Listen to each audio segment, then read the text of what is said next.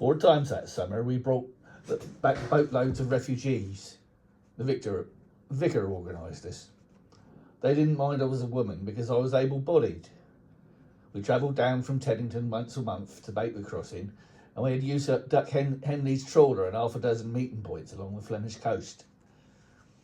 Underground runners all through Belgium setting up the rendezvous. It's a wonder what you remember. Great blanks. Then some daft thing pops up like flotsam, such as, I'd never worn a pair of trousers. And what I couldn't get used to was the twill going swish between my thighs. Is that camera running? Don't show me saying thighs, will you? Anyway, that and the smells. Tar, old fish and wet boards. Seasick, of course, and a bit of metal smell, with a sourness like fireworks. When they say sweating bullets, I expect that's what they mean. More than once, I've been told it didn't happen. You mustn't have got it muddled, people say. Not with the channel full of mines. Nobody would have risked it. They reckon without our vicar and the grit of the road's resistance. They're not ignorant, I suppose. That must be 20 years ago. Oh well, that's what you're up to, isn't it? 25 years. In high time you do the women, if you don't know me saying. But you know, women in World War II, it's not how I fancy it myself from one day to the next. Borough postal clerk, now grandmother, Church of England, dab hand with a Yorkshire pudding for someone reared in Clapham Common, widow, 25 years. Ones we ferried came in every sort, rich man, poor man, tinker, tailor, always drained looking like they hadn't been out of doors, although most had been living rough. I said it at the time, every one of them grey and eyes like drain holes that the colour washed right through. It's the children that stick in your mind. A wee tiddler with its eyes wide open, its mouth tight shut. I remember one boy landed crooked off the dock and broke his shin, so the bone stub rolled under the skin like a tongue in a cheek. Someone gave him a mouthful of coat sleeve to keep him quiet.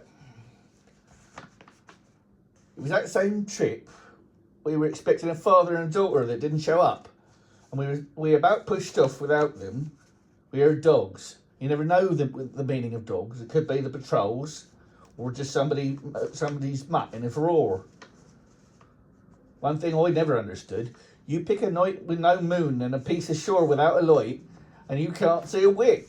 And then there's a click, like in the back of your eyes, and you can. Sandyford was pressing off the piling and the vicar said, no, steady on. And then Duck felt it too and had them put up the oars. The waves were thick in the black shore, and now there's this girl, maybe 9 or 10, gawky little tyke, slogging into the water up to her coat hem. Sandyford signalled her to go round the dock and fetch her down to her shoes, full of water. Skinny as a rail she was, and her coat too small, though it was posh, velvet collar and that. I wrapped her up, and she says, po-faced, my father arrives not. I'll ever learn. She says, my father. I knew better than to ask.